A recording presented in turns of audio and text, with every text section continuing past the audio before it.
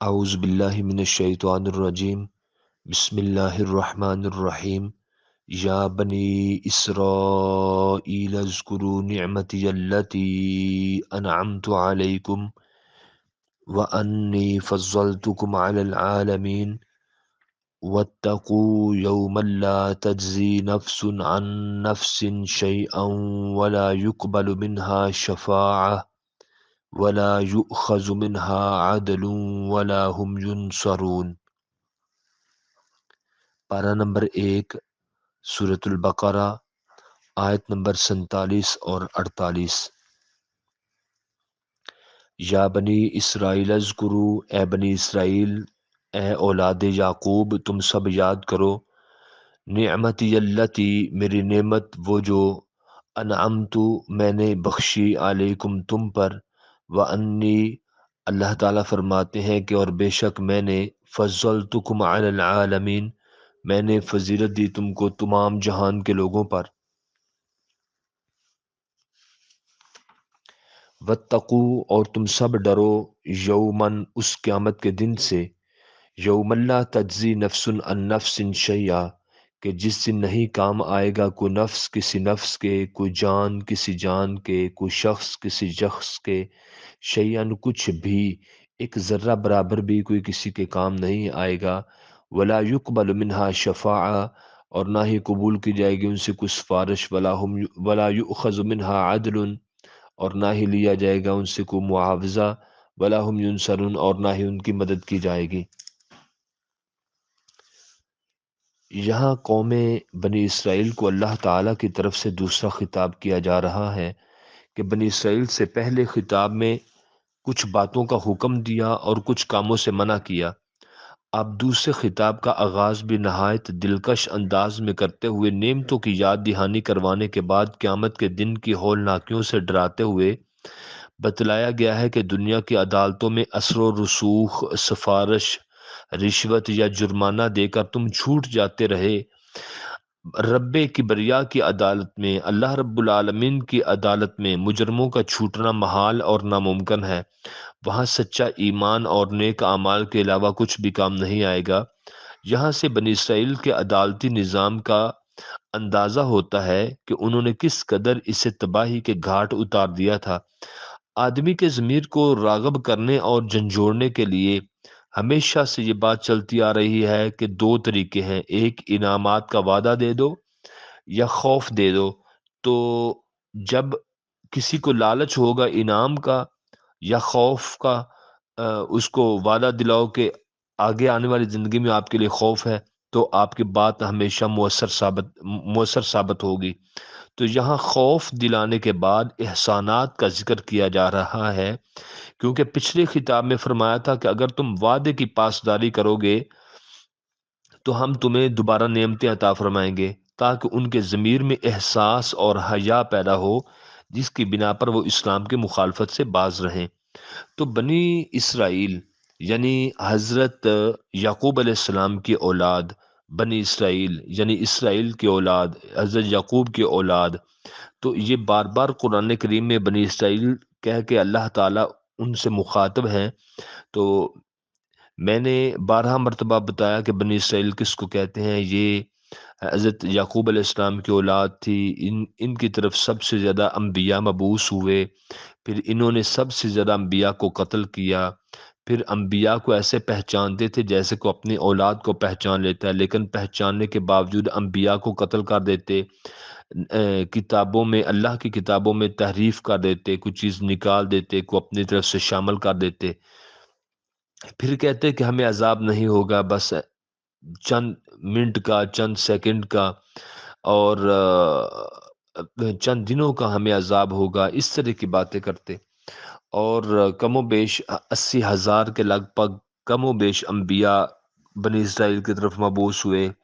تو آپ بنی اسرائیل کی عظمت کا اندازہ کریں کہ کتنے اولو العزم پیغمبر، حضرت موسیٰ علیہ السلام، حضرت عیسیٰ علیہ السلام، حضرت یحییٰ علیہ السلام، حضرت زکریا علیہ السلام، حضرت یعقوب علیہ السلام، پھر آگے چل کر ان کی اولاد کی طرف بیشتر انبیاء ان کی طرف مبعوث ہوئے، لیکن انہوں نے انبیاء کا مذاق اڑایا، حضرت شموئیل، حضرت الیاس، حضرت یسع، ہاں جی، اسی طرح کئی کئی پیغمبر ہیں جو ان کی طرف آئے، اور کچھ پیغمبر ایسے بھی تھے جو صاحب کتاب تھے، جیسے زبور حضرت داؤد علیہ السلام کو ملی، وہ بھی بنی اسرائیل کے نبی، تورات حضرت موسیٰ علیہ السلام کو ملی، وہ بھی تو بنی اسرائیل کے نبی، حضرت عیسیٰ علیہ السلام کو انجیل ملی، وہ بھی حضرت عیسیٰ علیہ السلام بھی بنی اسرائیل کی طرف نبی بن کے آئے۔ تو تو ان کو اہل کتاب بھی کہا جاتا ہے، یہودیوں کو، ان کو یہودی بھی کہا جاتا ہے، ان کو اہل کتاب بھی کہا جاتا ہے، ان کو موسیٰ و عیسیٰ علیہ السلام کی امت بھی کہا جاتا ہے،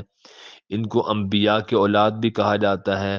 تو آج کل یہی اسرائیل والے، یہ انہوں نے ایک ملک اسرائیل قائم کیا، اور آج ان کے اندر ان کی حکومت ہے۔ یہ چلتے چلتے آ رہے، یہ پہلے دن سے ہی اے، اے، جیسے ہوتا ہے کہ انسان کسی کو آرام سے بیٹھنے نہیں دیتا، فتنے پیدا کرتا ہے، یہ فتنے پیدا کرنے والے، یعنی جس قوم نے انبیاء کو معاف نہیں کیا، انبیاء کو قتل نہیں کیا، آج یہی وجہ ہے کہ اسرائیل ہم سے لاکھوں میلوں پہ بیٹھا ہوا، آج پوری دنیا پہ سود کا نظام کس کا ہے؟ کون اس کو آگے بڑھا رہا ہے؟ کون اس کو ترویج دے رہا ہے؟ اسرائیل۔ آج پوری دنیا پہ جو ورلڈ لیول پہ جوا کھیلا جاتا ہے، اس کو کون آگے بڑھا رہا ہے؟ اسرائیل ہے۔ پوری دنیا میں آج اسلحہ کون بیچ رہا ہے؟ اسرائیل ہے۔ پوری دنیا میں ملکوں کو آپس میں کون لڑا رہا ہے؟ اسرائیل ہے۔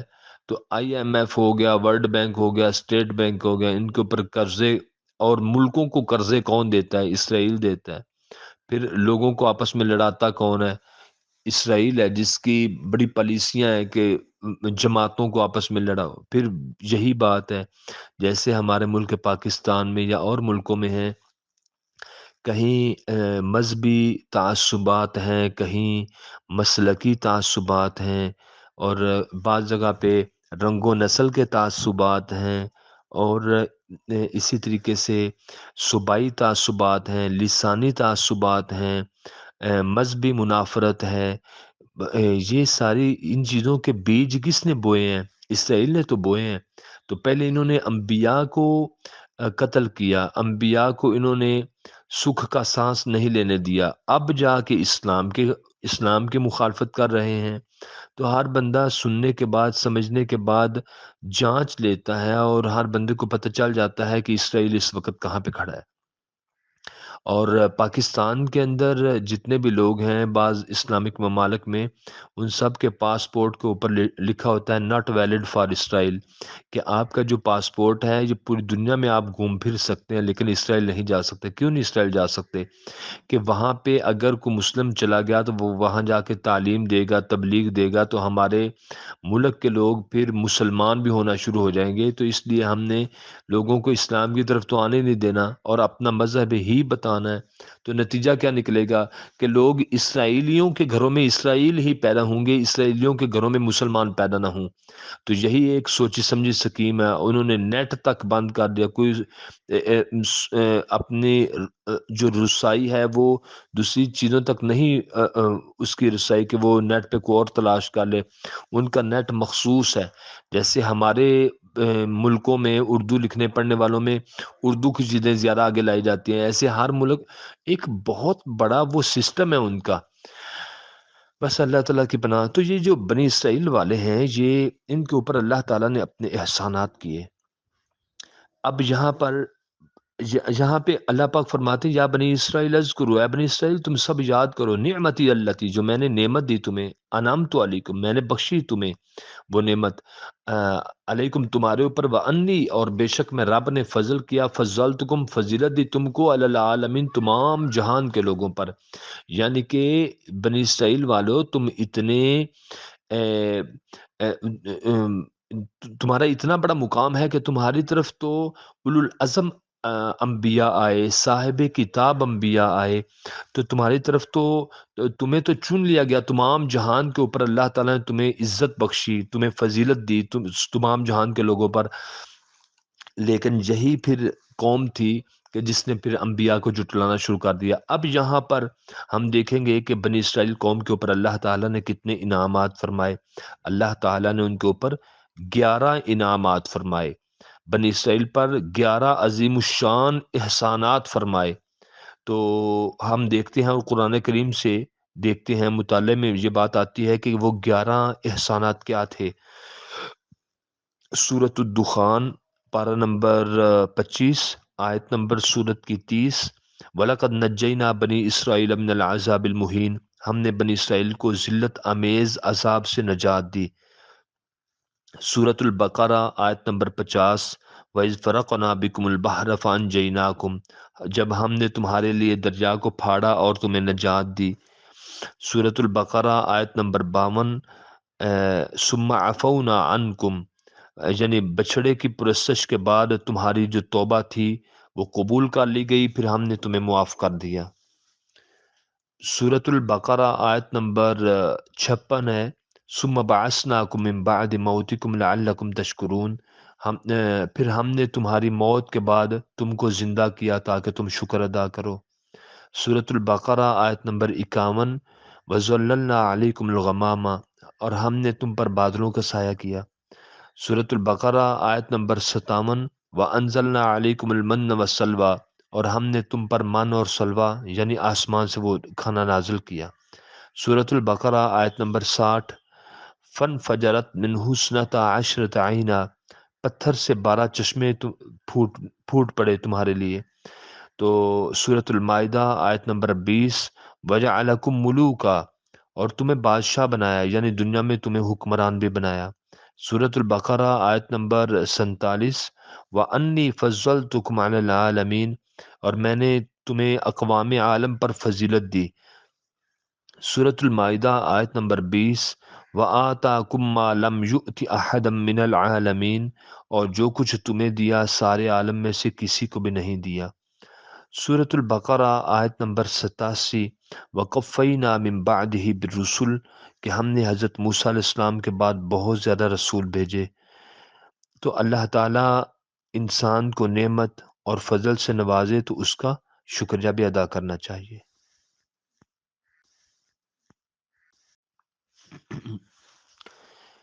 آیت نمبر 48 ہے کہ وَاتَّقُوا یومًا، اور تم سب ڈرو اس قیامت کے دن سے، لا تجزی نفس عن نفس، کوئی نفس کسی نفس کے کام نہیں آئے گا، شیئن کچھ بھی۔ یہاں پہ یہ جو شیئن کا لفظ ہے اس کو آپ اچھے طریقے کے ساتھ سمجھ لیں کہ یہ شیئن کا لفظ ہوتا کیا ہے۔ جیسے ہماری آنکھ میں کوئی ذرہ پڑ جائے، تیز آندھی چلے، تیز ہوا ہو تو آنکھ میں کوئی ذرہ پڑ جائے تو ہم کیا کہتے ہیں؟ آنکھ میں کچھ شے پڑ گئی ہے، تو وہ دیکھیں، وہ پھر ہم کسی کلینک پہ جاتے ہیں اور وہاں سے چیک کرواتے ہیں کہ آنکھ میں کچھ چیز پڑ گئی ہے۔ کیا پڑے گی؟ کچھ چیز پڑ گئی ہے۔ تو وہ جو ہوتا ہے نا، کچھ شے پڑ گئی، کچھ چیز پڑ گئی، یہ جو ہوتا ہے شے، اس لفظ کو آپ سمجھ لیں کہ شیئن کچھ چیز، شیء، یہ کیا ہوتا ہے؟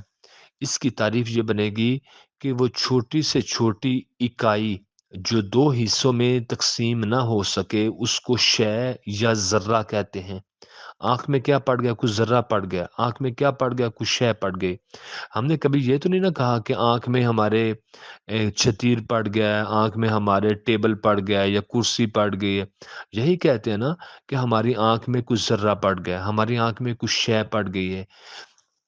شے یا ذرہ، اس کو میں ابھی بتا چکا، دوبارہ پھر بتانے جا رہا ہوں کہ شے یا ذرہ سے مراد وہ چھوٹی سے چھوٹی اکائی جو دو حصوں میں تقسیم نہ ہو سکے، اس چھوٹے سے ذرے کو ذرہ کہتے ہیں یا اس کو اکائی کہتے ہیں یا اس کو شے کہتے ہیں۔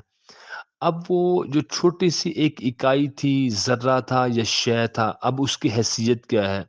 جب ہم اپنی ایک انگلی زمین پہ لگاتے ہیں تو دیکھیں ہمارے ایک ہاتھ، ایک انگلی کے پپوٹے کے اوپر ہمارے سینکڑوں ذرات آ جاتے ہیں۔ تو ایک ذرے کی یا ایک شے کی کیا اہمیت ہے؟ کچھ بھی اہمیت نہیں۔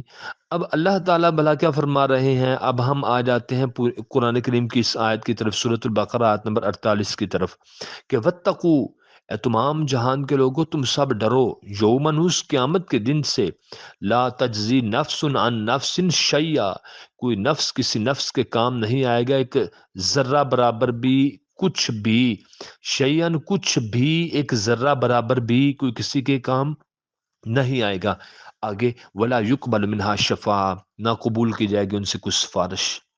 یہاں پہ کیا ہوتا ہے، تھانے، عدالت، کچہری، پنچایت، چند لوگوں کی محفل ہو یا چند لوگوں نے فیصلہ کرنا ہو تو بھلا کیا ہوتا ہے، اے جی بندہ اپنا آپ دا یہ انہوں چھاڑ دو، یہ ہمارا اپنا ہے جی، بس خیال کرنا یہ جو ہم آپ کے ہاتھ میں کچھ دے کے جا رہے ہیں، بس جی یہ تمہارے ہی ہیں، یہ تمہاری خدمت ہے، یہ ہم آپ کو آپ کے کام کا تو اجر دے ہی نہیں سکتے، آپ کے تو ہمارے اوپر بہت زیادہ احسان آتا ہے، بس جی یہ رکھو، یہ آپ کا چائے پانی ہے یہ آپ کا۔ تو ایسے کہہ دیتے ہیں۔ اللہ پاک قرآن کریم میں کیا فرماتے ہیں، ولا يقبل منها شفاعہ، قیامت والے دن کسی کی سفارش بھی قبول نہیں کی جائے گی۔ اب سفارش پہ اگر ہم آئیں تو سورۃ البقرہ آیت نمبر 255 میں اللہ پاک فرمایا، کون ہے جو اللہ کے سامنے اس کی اجازت کے بغیر سفارش کرے، یعنی من ذا الذی یشفع عندہ الا باذنہ، آیت الکرسی میں آتا ہے۔ کون ہے، کسی کے اندر اتنا دم خم موجود ہے، کسی کے اندر اتنی ہمت سکت موجود ہے کہ وہ اللہ تعالیٰ کی بارگاہ میں اللہ کی اجازت کے بغیر کسی کی سفارش کرے۔ یہاں کہتے ہیں جی فلاں پیر صاحب اپنے ساتھ اتنے لوگوں کو بخشوا لیں گے، اگر پیر صاحب خود ہی وہاں پہ اٹک گئے تو پھر، اور کیا ان کے پاس کوئی ایسا پیمانہ موجود ہے کہ وہ لوگوں کو بخشوا سکیں گے؟ جہالت تبھی آتی ہے جب ہم قرآن اور حدیث سے دور ہو جائیں گے۔ اب میں آپ کے سامنے 6 مقامات رکھتا ہوں قرآن کریم میں کہ کوئی قیامت والے دن کسی کی سفارش نہیں کرے گا۔ اللہ اکبر۔ سورۃ البقرہ آیت نمبر 255 یعنی آیت الکرسی، من ذا الذی یشفع عندہ الا باذنہ، کون ہے جو اللہ تعالیٰ کے سامنے اس کی اجازت کے بغیر سفارش کرے۔ سورۃ البقرہ آیت نمبر 254، دوستی اور سفارش کام نہیں آئے گی۔ سورۃ مدثر 29واں پارہ، سورت کی آیت نمبر 48، مجرموں کو سفارش کوئی فائدہ نہیں پہنچائے گی۔ سورۃ المؤمن آیت نمبر 18، ظالموں کا کوئی دوست ہوگا نہ کوئی سفارشی۔ سورۃ ال سورت سورت ال سورۃ الانعام میں آیت نمبر 51 میں فرمایا، کافروں کا کوئی سفارشی نہیں ہوگا۔ سورۃ الروم آیت نمبر 13 میں فرمایا کہ بزرگ اور سردار بھی سفارش نہیں کریں گے۔ اب یہ 6 مقامات ہیں قرآن کریم کے کہ کوئی بھی سفارش اللہ کی بارگاہ میں نہیں کرے گا۔ ہاں قرآن کریم میں ایک مقام ہے ولا یشفعون الا لمن ارتضی، کہ کوئی بھی سفارش اللہ کے بارگاہ میں نہیں کرے گا مگر وہی کرے گا جس کے اوپر اللہ تعالیٰ راضی ہوں گے۔ تو یہ تو اللہ تعالیٰ کو پتہ ہے نا کہ اللہ تعالیٰ کس کے اوپر راضی ہوں گے۔ تو یہاں جیسے دنیا میں چلتا ہے کہ بزرگ اور سردار لوگ سفارش کرتے ہیں کہ ہمیں دیکھ لیں، ہماری پگ کو دیکھ لیں اور ہمارے آنے کو دیکھ لیں، ہماری آنکھوں کا حیا ہوتا ہے۔ تو قیامت والے دن یہ چیزیں نہیں چلیں گی، یہ بیساکھیاں اور سہارے صرف دنیا کی زندگی کے لیے ہیں، آخرت میں یہ چیزیں نہیں چلیں گی۔ سورۃ روم پڑھ کے دیکھ لیں آیت نمبر 13 میں بلا کیا فرمایا اللہ پاک نے کہ وہاں بزرگ اور سردار بھی سفارش نہیں کریں گے، جب سفارش کا کانسیپٹ اور تصور ہی وہاں پہ نہیں ہے، صرف نبی صلی اللہ علیہ وآلہ وسلم اپنی امت کی سفارش کریں گے۔ کہ جیسے مسلم کی حدیث ہے کتاب الایمان میں کہ حضرت ابو ہریرہ رضی اللہ تعالیٰ عنہ فرماتے ہیں کہ رسول اللہ صلی اللہ علیہ وسلم نے فرمایا، ہر نبی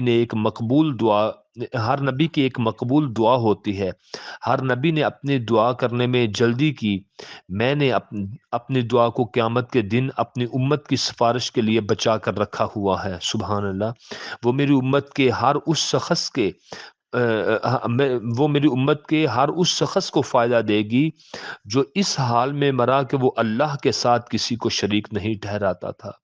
آج ہمارے کتنے لوگ ہیں جب مرتے ہیں تو ان کے ہاتھوں میں کنگن ہوتے ہیں درباروں مزاروں کے، آج کتنے لوگ ہیں جنہوں نے کڑے پہنے ہوتے ہیں، آج کتنے لوگ ہیں جنہوں نے دھاگے پہنے ہوتے ہیں، آج کتنے لوگ ہیں جو اللہ کے علاوہ غیر سے مدد مانگتے مانگتے دنیا سے مر جاتے ہیں۔ تو انسان کا کون سا عقیدہ ہوگا جس عقیدے کی بنیاد پہ نجات ہوگی؟ میرے معزز سامعین، وہی عقیدہ ہوگا جس عقیدے پہ انسان کو موت آئی ہوگی۔ اس لیے ہمیشہ اپنا عقیدہ درست رکھے، صرف اللہ تعالیٰ ہی عزت دیتا ہے، اللہ ذلت دیتا ہے، اللہ رزق دیتا ہے، اللہ تعالیٰ ہی انسان کی زندگی کے پل پل کا مالک ہے۔ جب سارے اختیارات صرف اللہ تعالیٰ کی ذات کے لیے ہیں، اور اللہ تعالیٰ کی ذات، ہم ساجد ہیں وہ مسجود ہے، ہم عابد ہیں اس کے بندے، عبادت کرنے والے ہیں وہ ہمارا معبود برحق ہے، اسی کی ہی عبادت ہوگی۔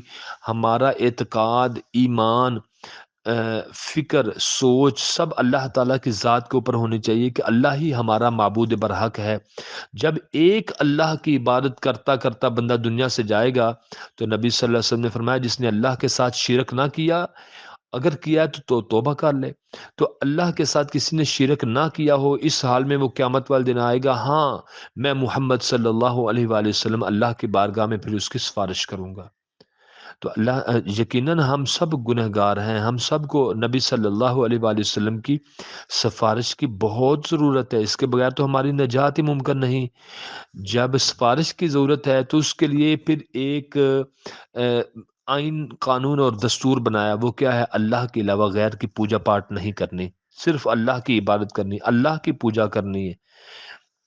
تو وہ قیامت والے دن جس دن کوئی کسی کے کام نہیں آئے گا، تو آیت کے پھر شروع میں چلے جائیں تو واتقو، اے تمام جہان کے لوگوں تم سب ڈرو، اے بنی اسرائیل والو تم بھی ڈرو، یومن، اس قیامت کے دن سے، لا تجزی، نہیں نفع دے گی، نہیں فائدہ دے گی، نہیں کام آئے گی، نہیں جزا دیا جائے گا، نفس ان نفس، کوئی نفس کسی نفس کو، یعنی کوئی نفس کسی نفس کو جزا نہیں دے گا، کوئی نفس کسی نفس کے کام نہیں آئے گا، کوئی نفس کسی نفس کو نفع نہیں دے گا۔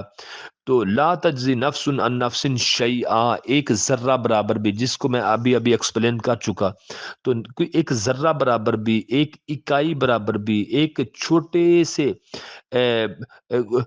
ایک چھوٹے سے چھوٹے ذرے کے برابر بھی، کسی چیز کے برابر بھی کوئی کسی کے کام نہیں آئے گا۔ ولا یقبل منہا شفاعہ، نہ قبول کی جائے گی ان سے کوئی سفارش، ولا یؤخذ منہا عدل، اور نہ لیا جائے گا ان سے کوئی معاوضہ۔ معاوضہ کیا ہوتا ہے؟ کچھ چیز دے دینا، اس کے بدلے میں اپنا کام کروا لینا۔ لمبی لائن لگی ہوئی ہے، اندر کھاتے جا کے 200-400 روپیہ دینا ہے، جی مجھ سے لائن میں کھڑا نہیں ہو جائے گا، ہمارا کام پہلے کر دے۔ وہ کہتے ہیں آپ اوپر کی طرف سے جو ہمارا دروازہ ہے، یا آپ ادھر سے اندر آفس میں آ جائیں، آپ ہمارا، ہم آپ کا کام کرتے ہیں۔ تو کچھ نہ کچھ دے کے اپنا کام کروا لینا، تو اس کو کہتے ہیں معاوضہ۔ تو قیامت والے دن اللہ پاک فرماتے ہیں میں نے معاوضہ بھی نہیں قبول کرنا۔ سب سے پہلے فرمایا کہ ڈرو اس قیامت کے دن سے جس دن کوئی نفس کس نفس کے کام نہیں آئے گا، پھر فرمایا کہ ان سے کوئی سفارش قبول نہیں کی جائے گی۔ یہاں پہ فرمایا کہ ولا یؤخذ منہا عدل، ان سے کوئی معاوضہ بھی نہیں لیا جائے گا، ولا ہم ینصرون، اور نہ ہی ان کی مدد کی جائے گی۔ اب دیکھیں آیت ایک ہے، یہاں پہ 4 چیپٹر اللہ پاک نے بیان فرما دیے، 4 نکات بیان فرما دیے انسانیت کو سمجھانے کے لیے کہ مت کوئی اس بات پہ رہے کہ قیامت والے دن کوئی بندہ کسی کے کام آئے گا۔ مجھے اچھی طرح یاد ہے، میں ایک جگہ پہ میرا بیان تھا، تو بیان میں نے کہا کہ ایک اللہ کے ولی مجھے ملے، اور انہوں نے کہا کہ حافظ صاحب آپ نے دنیا میں اتنی بڑی محنت کرنی ہے کہ آپ جب جنت میں جائیں تو آپ 7-10 بندوں کو لے کے جانا۔ تو سیکریٹریٹ کا مجھے اچھا خاصا پتہ ہے، ایک سیکریٹریٹ کا اچھا خاصا ملازم تھا، اور ایک گجرا وارث تھا، وہ دونوں تقریر کے بعد میرے ساتھ پاس آ کے بیٹھ گئے، حافظ صاحب جن 10 بندوں کو آپ نے جنت میں لے کے جانا ان میں ہم دونوں کو بھی شامل کر لینا۔ دیکھیں گمراہی کتنی ہے، لوگ حقیقت بات کی طرف نہیں جاتے۔ میں نے عرض کی کہ اتنی لمبی چوڑی محنت کی ضرورت ہے کہ ہر بندہ ساتھ اکیلے جنت نہیں جانا، 7-10 بندوں کو لے کے جائے۔ ایک ولی اللہ نے مجھے وہ نصیحت کی، تو میں نے تو ان کے سامنے بات رکھی کہ ہم سب نے نیک ہونا ہے، ہم سب نے اتنی بڑی محنت کرنی ہے کہ 7-10 بندوں کو لے کے جانا۔ وہ کہنے لگے کہ آپ صاحب جاتے ہوئے ساتھ ہمیں بھی لے جانا۔ تو یہ نہیں ہوتا، ایسا نہیں ہوتا۔ بات یہ ہے کہ جنت جانا ہے تو جنت جانے کے اصول بھی بتائے گئے کہ کیسے جنت میں جاؤ گے، اور پھر یہ بھی بتایا گیا قیامت والے دن کو بندہ کسی کے کام نہیں آئے گا، سفارش نہیں چلے گی، معاوضہ نہیں قبول کیا جائے گا، ان کی مدد نہیں کی جائے گی۔ اب جہاں پر معاوضے کی بات آتی ہے کہ کچھ لے کے اپنے بندے چھڑوا لینا پنچایت سے، کچھ لے دے کر کے عدالت سے چھڑوا لینا، کچھ لے دے کر کے تھانے اور چوکی سے اپنا بندہ چھڑوا لینا، یہ کچھ لے دے کی پالیسی، اس کو معاوضہ کہتے ہیں۔ اس کے بارے میں آپ آئیں ذرا قرآن کریم میں پارہ نمبر 3 ہے، جہاں پہ پارہ نمبر 3 ختم ہو رہا ہے، بالکل آخری آیت اختتام ہے سورۃ البقرہ، اختتام ہے پارہ نمبر 3 کا، سورۃ آل عمران آیت نمبر 91، یہاں پہ تیسرا پارہ ختم ہو جائے گا اور اس کے بعد پھر چوتھا پارہ شروع ہو جائے گا۔ تیسرا پارہ جہاں پہ ختم ہو رہا ہے، اللہ پاک بھلا کیا فرماتے ہیں؟ اللہ پاک فرماتے ہیں بسم اللہ الرحمن الرحیم، ان الذین کفروا، بے شک وہ سب لوگ جنہوں نے کفر کیا، وماتوا اور وہ مر گئے، وہم کفار اس حال میں کہ وہ کافر تھے، فلن یقبل من احدہم ملء الارض ذہبا، اللہ پاک فرماتے ہیں ہرگز نہیں قبول کی جائے گی ان میں سے کسی ایک سے بھری ہوئی زمین سونے کی، ولا وفتدا بھی، اگرچہ وہ فدیے کے طور پر دیں اللہ تعالیٰ کو، معاوضے کے طور پر دیں اللہ تعالیٰ کو، اولئک لہم عذاب علیم، یہی ہیں وہ سب لوگ کہ ان کے لیے عذاب ہے دردناک، وما لہم من ناصرین، اور ان کا کوئی بھی مددگار نہیں ہوگا۔ یہاں پہ جہاں پہ تیسرا پارہ ختم ہو رہا ہے، آخری آیت، یہاں پہ اللہ پاک کیا فرماتے ہیں؟ ایک ہوتا ہے کہ یا اللہ اجازت دے میں دنیا میں جاؤں تو دنیا قائم کر، میں دنیا میں محنت کروں۔ آج پوری زندگی بندہ پوری کوشش کر لے، ایک پاؤ سونا اکٹھا نہیں کر سکتا، 1 کلو اکٹھا نہیں کر سکتا۔ وہاں جہنم کو دیکھ کر کیا کہے گا؟ تیسرا پارہ جہاں ختم ہو رہا ہے، آخری آیت، اللہ پاک فرماتے ہیں وہ بندہ کہے گا یا اللہ پاک یہ نہیں کہ مجھے دنیا میں بھیج، میں محنت کروں گا لے کے آؤں گا، نہیں کہے گا۔ اللہ پاک فرماتے ہیں اگر کوئی بندہ سارا کچھ لے کر آ جائے، کتنا لے کر آئے سونا؟ کہ پوری زمین، کوئی گاؤں نہیں، شہر نہیں، صوبہ نہیں، ملک نہیں، 2 4 ملک نہیں، پوری کی پوری زمین سونے کے ساتھ لدی ہوئی، سونے کے ساتھ لدی ہوئی وہ لے کر اللہ کے بارگاہ میں آ جائے، یا اللہ پاک اتنا بڑا سونے کا فدیہ قبول کر لے، معاوضہ تو قبول فرما لے، لیکن یا اللہ پاک مجھے جہنم کی آگ سے بچا لے۔ اللہ پاک فرماتے ہیں نہیں، ان کو ولا مفتدا بھی اولئک لہم عذاب علیم وما لہم من ناصرین، ان سے وہ فدیہ بھی قبول نہیں کیا جائے گا، ان کے لیے دردناک عذاب بھی ہوگا اور ان کا کوئی مددگار بھی نہیں ہوگا۔ تو دنیا کی عدالتوں میں مجرم جن طریقوں سے بچ نکلتے ہیں وہ 4 طریقے ہیں۔ حقیقی مجرم کی جگہ دوسرے کو پھنسا دینا، شخصی سفارش کے ذریعے مجرم کو بچا لینا، رشوت کے ذریعے بچ نکلنے میں کامیاب ہو جانا، سیاسی دباؤ کے ذریعے مجرم کا رہائی پا جانا، یہ 4 طریقے ہوتے ہیں جن سے عدالتوں سے بندہ باہر نکل جاتا ہے۔ یہاں بنی اسرائیل کو مخاطب کرتے ہوئے ہر فرد کو باور کروایا جا رہا ہے، یقین دلایا جا رہا ہے کہ یہ ہتھ کنڈے دنیا کی بے انصاف عدالتوں، رشوت خور ججوں، کمزور اور غلط عدالتی نظام میں تو چل سکتے ہیں، جس وجہ سے مظلوم سر چھپاتے اور ظالم دن دناتے پھرتے ہیں، لیکن اللہ کی عدالت میں ان باتوں کا تصور بھی نہیں کیا جا سکتا۔ محشر کے میدان میں کسی مجرم کو دم مارنے اور آنکھ اٹھا کر دیکھنے اور بلا اجازت بولنے کی جرت بھی نہیں ہوگی۔ دنیا کا کوئی انسان وہاں پہ سفارش نہیں کر سکتا، مگر جس کے اوپر اللہ راضی ہوگا، جس کو اللہ اجازت دیں گے، نبی صلی اللہ علیہ وآلہ وسلم اپنے امت کی سفارش فرمائیں گے۔ اس دن کوئی نفس، کوئی متاع، کوئی کاروبار، کوئی ساز و سامان، کوئی جائیداد، سونے چاندی کے ڈھیر یہ کام نہیں آئیں گے۔ قرآن کریم نے ان اصولوں کو مختلف مقامات اور انداز میں بڑی تفصیل کے ساتھ بیان کیا ہے تاکہ کسی مجرم کے دل میں چھوٹ جانے کا تصور بھی پیدا نہ ہو۔ تو واتقوا، تم سب ڈرو، یومن، اس قیامت کے دن سے، نفس لا تجزی، کہ نہیں کام آئے گا، نہیں فائدہ دے گا، نفس ان نفس شیئا، کوئی نفس کسی نفس کو کچھ بھی، ایک ذرہ برابر بھی نفع نہیں دے گا، کام نہیں آئے گا، ولا یقبل منہا شفاعہ، اور نہ ہی قبول کی جائے گی ان سے کوئی سفارش، ولا یؤخذ منہا عدل، اور نہ لیا جائے گا ان سے کوئی معاوضہ، ولا ہم ینصرون، اور نہ ہی ان کی مدد کی جائے گی، کی مدد کی جائے گی، کی مدد کی جائے گی۔